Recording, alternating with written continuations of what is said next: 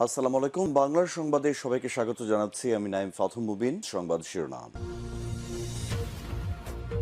আবারও মধ্যপ্রাচ্যে ভয়াবহ তৃতীয় বিশ্বযুদ্ধ শুরু হয়েছে, আর এরই মাঝে আমাদের হাতে এসে পৌঁছেছে এই যুদ্ধের সর্বশেষ গুরুত্বপূর্ণ সবথেকে তাজা আপডেট সংবাদ আপনাদের জানিয়ে দিব। প্রথমেই জানিয়ে দিব, ইসরায়েলের ৩ স্থানে হামলায় হতাহত ৬ ঘটনাকে বীরত্বপূর্ণ আখ্যা লেবাননের যোদ্ধাদের। ইসরায়েলের মধ্যাঞ্চলে বন্দুকধারীদের গুলিতে ১ জন নিহত এবং ৫ জন আহত হয়েছে বলে জানিয়েছে দেশটি আজ। এই ঘটনার পর সন্দেহভাজন ২ বন্দুকধারীকে হত্যার কথাও জানিয়েছে তেল আবিব। এরপর জানাবো, হরমুজ প্রণালী চালু করতে যুক্তরাষ্ট্রকে ৩০ দিনের ডেডলাইন দিতে পারে ইরান। যুক্তরাষ্ট্রের সাম্প্রতিক পদক্ষেপের প্রতিক্রিয়ায় ইরান হরমুজ প্রণালী পুনরায় চালু করার বিষয়ে ৩০ দিনের একটি সময়সীমা বা ডেডলাইন বেঁধে দিতে পারে বলে ইঙ্গিত দিয়েছে দেশটির পরমাণু সমঝোতা বা শান্তি আলোচনার অন্যতম মধ্যস্থকারী মজিদ শাকেরি।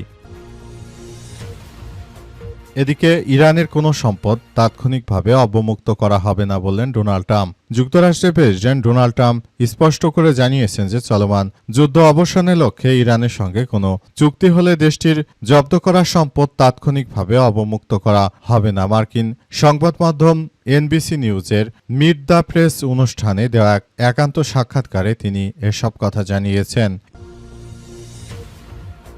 এবারে জানাবো, রাজধানীর মতিঝিলে দিনে দুপুরে ব্যবসায়ীকে গুলি করে $17,000 ছিনতাই। রাজধানীর মতিঝিলে প্রকাশ্যে গুলি করে এক ব্যবসায়ীর কাছ থেকে $17,000 ছিনিয়ে নেওয়ার ঘটনা ঘটেছে। হামলায় আহত ব্যবসায়ী লোকমান হোসেনকে গুরুতর আহত অবস্থায় উদ্ধার করে মুগদা মেডিকেল কলেজ হাসপাতালে ভর্তি করা হয়েছে। বিকেল 3:30টার দিকে মতিঝিলের শাপলা চত্বর সংলগ্ন জনতা ব্যাংকের সামনে এই ঘটনা ঘটে। ঘটনার সত্যতা নিশ্চিত করেছে মতিঝিল থানার ভারপ্রাপ্ত কর্মকর্তা ওসি। এবং সর্বশেষ জানাবো, কাঁধে কাঁধ মিলিয়ে সীমান্ত রক্ষার প্রত্যয় বিজিবি জনতার। অনুগ্রহ করে সীমান্ত অতিক্রম করবেন না বলে ঘোষণা দিয়েছে বিজিবির সদস্যরা। এই ঘটনার মধ্য দিয়ে নতুন করে বাংলাদেশে আবার অনেক সুন্দর একটি পরিবেশের সৃষ্টি হচ্ছে এবং সবাই যার যার জায়গা থেকে পুরো পরিস্থিতিকে সুন্দরভাবে দেখভাল করছে। প্রিয় দর্শক, এতক্ষণ শুনছিলেন সংবাদ শিরোনাম, এবারে বিস্তারিত। তবে তার আগে বন্ধুরা অনুরোধ থাকবে, এই সংবাদটিতে একটি লাইক দিন। এই চ্যানেলে আপনি নতুন হয়ে থাকলে আমাদের সংবাদটি দেখতে দেখতে চ্যানেলটি সাবস্ক্রাইব করে রাখুন। কমেন্ট করে বন্ধুরা আপনার মূল্যবান মতামত জানিয়ে দিন আপনি বিশ্বের কোন দেশ থেকে বা বাংলাদেশের কোন স্থান থেকে আমাদের সংবাদটি দেখছেন এবং শুনছেন। আর বন্ধুরা, সংবাদটি আপনার সোশ্যাল মিডিয়া ফেসবুকে শেয়ার করে বন্ধুদেরও দেখার সুযোগ করে দিন। আজকের এই সংবাদ সম্পর্কে আপনার মূল্যবান মতামত কমেন্ট বক্সে কমেন্ট করে জানিয়ে দিন। গাজা যুদ্ধে আপনি যদি নিরীহ ফিলিস্তিনিদের ভালোবেসে থাকেন বন্ধুরা, কমেন্টে ইয়েস লিখে পুরো বিশ্বকে আমাদের এই তাজা আপডেটটি দেখার সুযোগ করে দিন। এবারে বিস্তারিত। ইসরায়েলের ৩ স্থানে হামলায় হতাহত ৬ ঘটনাকে বীরত্বপূর্ণ বলল ফিলিস্তিনের সশস্ত্র যোদ্ধারা। ইসরায়েলের মধ্যাঞ্চলে বন্দুকধারীদের গুলিতে ১ জন নিহত এবং ৫ জন আহত হয়েছে বলে জানিয়েছে দেশটি। আজ ৭ জুন এই ঘটনার পর সন্দেহভাজন ২ বন্দুকধারীকে হত্যার তথ্য জানিয়েছে তেল আবিব। তবে পুলিশ সন্দেহভাজন হামলাকারী পরিচয় এখনও প্রকাশ করেনি। এক বিবৃতিতে পুলিশ জানিয়েছে বিপুল সংখ্যক পুলিশ সদস্য এখনও ঘটনাস্থলে অবস্থান করছে এবং তল্লাশি কার্যক্রম অব্যাহত রয়েছে। ইসরায়েলের অ্যাম্বুলেন্স সার্ভিসের তথ্য অনুযায়ী গুলিবিদ্ধ হয়ে ৩৫ বছর বয়সী এক ব্যক্তি নিহত হয়েছে। এছাড়াও ৫ জন আহত হয়েছে, যাদের মধ্যে ২ জনের অবস্থা গুরুতর। ৩টি পৃথক স্থানে হামলা করা হচ্ছে। মধ্য ইসরায়েলের ৩টি পৃথক এলাকায় এই হামলার ঘটনা ঘটে। এলাকাগুলো অধিকৃত পশ্চিম তীরের ফিলিস্তিনি শহর কালকিলিয়ার কাছাকাছি অবস্থিত। ফিলিস্তিনের সশস্ত্র গোষ্ঠীর যোদ্ধারা এই হামলার প্রশংসা করলেও হামলার দায় স্বীকার করেনি তারা। মূলত কারা হামলা করেছে এখন পর্যন্ত কেউ স্পষ্টভাবে বলতে পারছে না। সবাই শুধু যার যার জায়গা থেকে এই পরিস্থিতি সামাল দেওয়ার চেষ্টা করছে, কিন্তু বিষয়গুলো নিয়ে এখন পর্যন্ত ইসরায়েলের পুলিশের সদস্যরা কোনো তথ্য আসলে জানাতে পারেনি। মূলত ধারণা করা হচ্ছে যে এটি আসলে কারা এই ধরনের কার্যক্রমগুলো করেছে সেটি এখন পর্যন্ত বোঝা যাচ্ছে না। মূল পরিস্থিতি খুবই গুরুত্ব সহকারে পর্যবেক্ষণ করা হচ্ছে। তবে যেই বা যারা আক্রমণ করেছে তারা জায়নবাদীদের শত্রু শক্তি, কারণ এরা গাজার কোনো মিত্র শক্তি হতে পারে বলেও এমন তথ্য জানাচ্ছে গাজার সশস্ত্র যোদ্ধারা। তারা জানিয়েছে যে মূলত দখলদারদের যে কোনো মূল্যে শায়েস্তা করাই তাদের মূল লক্ষ্যের জন্য এই ধরনের কার্যক্রম আসলে চালানো হচ্ছে। হরমুজ প্রণালী চালু করতে যুক্তরাষ্ট্রকে ৩০ দিনের ডেডলাইন দিতে পারে ইরান। যুক্তরাষ্ট্র সাম্প্রতিক পদক্ষেপের প্রতিক্রিয়ায় ইরান হরমুজ প্রণালী পুনরায় চালু করার বিষয়ে ৩০ দিনের একটি সময়সীমার বা ডেডলাইন বেঁধে দিতে পারে বলে ইঙ্গিত দিয়েছে দেশটির পরমাণু সমঝোতা বা শান্তি আলোচনার অন্যতম মধ্যস্থতাকারী মজিদ শাকেরি সম্প্রতি ইরানের আধা সরকারি ফার্স নিউজ এজেন্সিকে দেওয়া সাক্ষাৎকারে তিনি এই তথ্য জানিয়েছেন।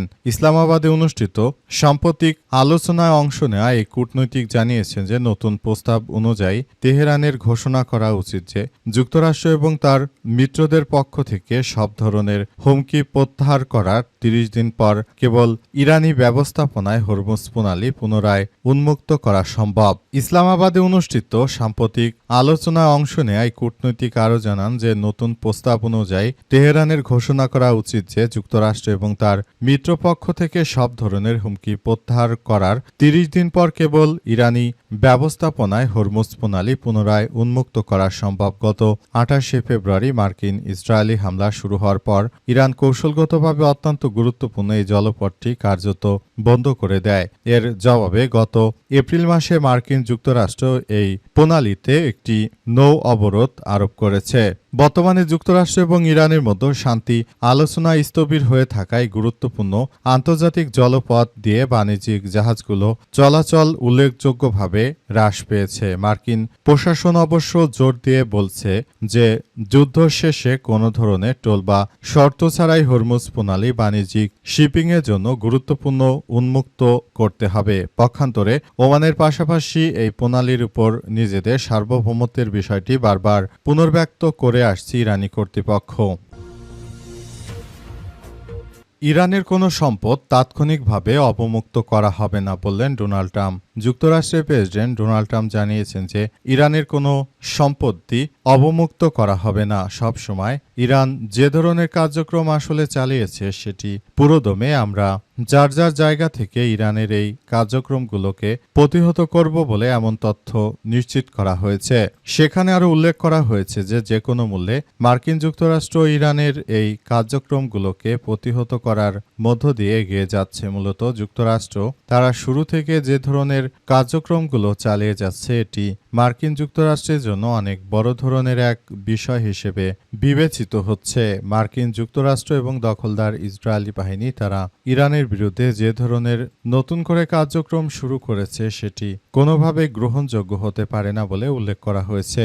সেখানে আরও বলা হয়েছে যে মার্কিন যুক্তরাষ্ট্র এবং দখলদারেরা তারা শুরু থেকে যে ধরনের কার্যক্রম আসলে শুরু করেছে সেটি কোনোভাবে গ্রহণযোগ্য নয়। যুক্তরাষ্ট্র ইরানের বিরুদ্ধে শুরু থেকে যে সন্ত্রাসী কার্যক্রমগুলো চালিয়েছে এটি সারা বিশ্বের বুকে তাদেরকে সবার সামনে উন্মুক্ত করে দিয়েছে যে যুক্তরাষ্ট্র কিন্তু একটি সন্ত্রাসী আক্রমণ চালিয়ে মূলত সারা বিশ্বের বুকে ইরানকে তারা মূলত এমন এক পর্যায়ে নিয়ে যেতে চায় যেগুলো সারা বিশ্বের বুকেই তারা এই ধরনের কার্যক্রম শুরু করেছে। মূলত যুক্তরাষ্ট্রের প্রেসিডেন্ট ডোনাল্ড ট্রাম্প তিনি নিজেই যে ধরনের সন্ত্রাসী কার্যক্রমগুলো চালাচ্ছেন সেটি কোনোভাবেই মেনে নেবে না ইরান। এজন্য ইরানের পক্ষ থেকে সর্বাত্মকভাবে এই কার্যক্রমগুলো দেখভাল করা হচ্ছে এবং আরও বলা হয়েছে যে যুক্তরাষ্ট্র ভবিষ্যতে কখনো কোনো মুসলিম রাষ্ট্রের সঙ্গে এই ধরনের আচরণ করুক সেটি ইরান কখনোই মেনে নেবে না। তাই যুক্তরাষ্ট্রের এই সন্ত্রাসী কার্যক্রমগুলোকে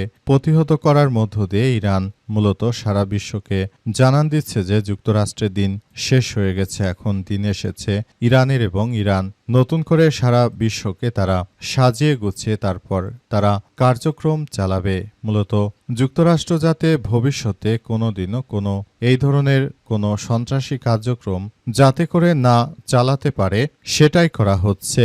আর এরই মধ্য দিয়ে ইরান মূলত নিজেদেরকে একটি অনন্য উচ্চতায় নিয়ে যেতে পারছে। অতীতে কোনো মুসলিম রাষ্ট্র ইরানের মতো এভাবে যুক্তরাষ্ট্রকে কোনো ধরনের এই সন্ত্রাসী কার্যক্রমে আসলে অতীতে মার্কিন যুক্তরাষ্ট্রকে এভাবে কোনো দেশই সহায়তা করতে পারেনি। মূলত এ কারণে ইরান এ বিষয়গুলোকে খুবই গুরুত্ব সহকারে দেখছে।